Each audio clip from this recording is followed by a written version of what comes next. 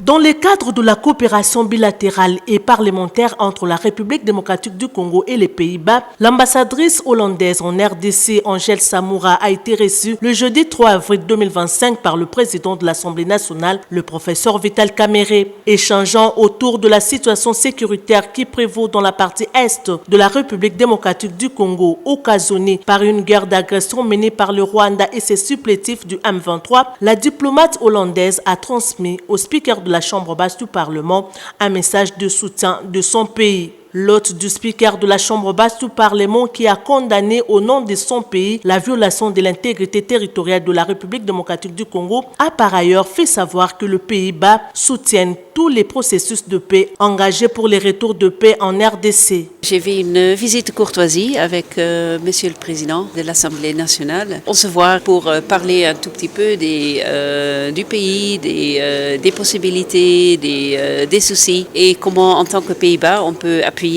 l'RDC. On suit avec grand intérêt tous les processus de paix qui sont en train de se dérouler et on se tient au courant et bien sûr on appuie tous les processus qui peuvent faire une paix durable au pays. De son côté, le président de la Chambre basse du Parlement, le professeur Vital Kamerhe, a salué vivement les soutiens apportés par les Pays-Bas en ces moments critiques où la RDC a besoin de l'attention de tout le monde. Il s'agit là d'un résultat positif de plus de la diplomatie parlementaire initiée par l'Assemblée nationale pour le retour de la paix sur toute l'étendue du territoire national. Les Pays-Bas restent un partenaire de taille de la République démocratique du Congo en matière de coopération au développement et reste engagé à apporter son soutien dans la recherche de la paix dans le pays de Lumumba.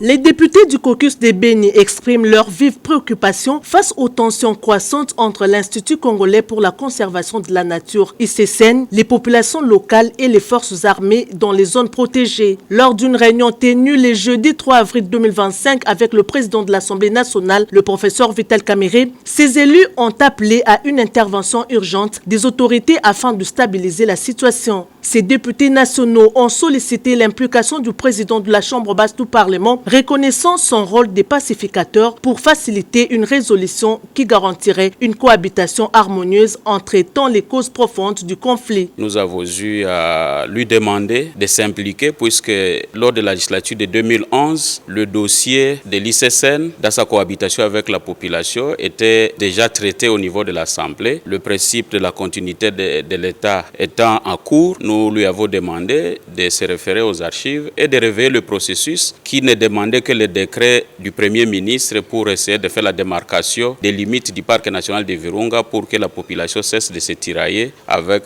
les conservateurs de notre parc national. C'est des parties que revendique l'ICCN comme étant partie de la station nord du parc national de Virunga. Et pour la population aussi, c'est des parties qui n'étaient pas encore accordées au parc national de Virunga en 1958. Maintenant, il était question de trouver une démarcation réelle, géolocalisée, qui permettrait à ce que l'on puisse définitivement éteindre ce feu-là. Le parc national de Virunga est confronté à des occupations illégales, engendrant des tensions entre les agents de l'ICCN et les habitants. Certains accusent l'institution de destruction arbitraire des cultures, tandis que d'autres dénoncent l'exploitation incontrôlée des ressources naturelles, notamment la coupe d'arbres et les braconnages. Les députés ont souligné que l'occupation du parc par les rebelles des ADF complique encore la situation. Selon eux, si le retrait des forces armées de certaines zones a permis à l'ICCN de reprendre les contrôles, cela n'a pas pour autant résolu les problèmes de fond. Face à cette crise, il démontre l'implication du président de la République, Félix Antoine Tshisekedi Tshilombo, pour préserver l'intégrité du parc tout en tenant compte des réalités locales. Il réclame également de rencontrer le directeur général de l'ICCN et avoir une concertation avec le ministère des Affaires foncières, les conservateurs ainsi que les experts en gestion des parcs. Par ailleurs, ils insistent sur la nécessité d'une cartographie précise des zones protégées afin d'éviter de nouveaux conflits fonciers. Cette situation illustre les défis défis auxquels sont confrontées les régions voisines du parc national de Virunga, où l'accès aux ressources a historiquement été source de conflits entre les autorités de conservation et les communautés locales. De son côté, le président de l'Assemblée nationale, Vital Kamerhe, s'est montré réceptif aux préoccupations soulevées. Il a souligné l'importance du parc national de Virunga en tant que patrimoine national et appelé à une protection efficace de cette richesse naturelle tout en respectant les droits des populations locales.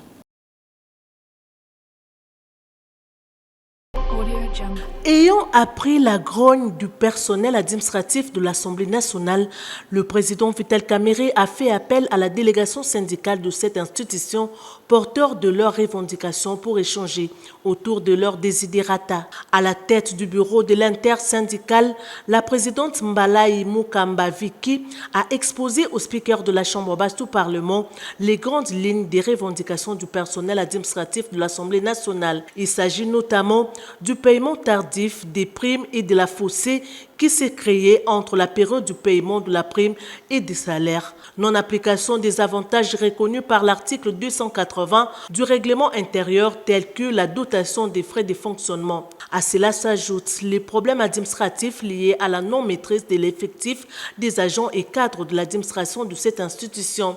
Une situation qui pose un sérieux problème de fonctionnement et un désordre dans la gestion des ressources humaines. Nous avons aussi parlé des frais de fonctionnement qui ne viennent plus. Ça fait plus de 6 mois que nous n'avons pas les frais de fonctionnement.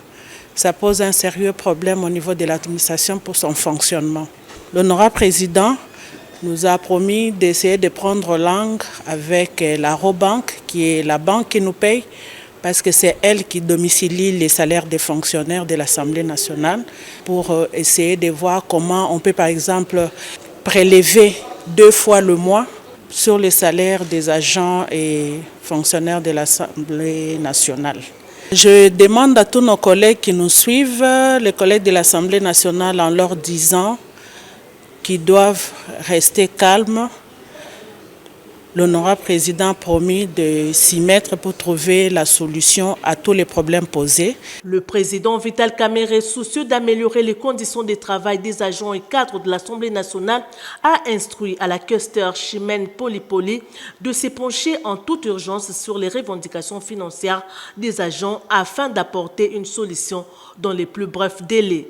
Vital Kamerhe a par ailleurs suggéré à la délégation syndicale de s'approcher du directeur des ressources humaines et du directeur financier pour travailler sur la question de l'effectif afin de dégager des propositions pouvant mettre fin au désordre qui prévaut actuellement suite au recrutement abusif.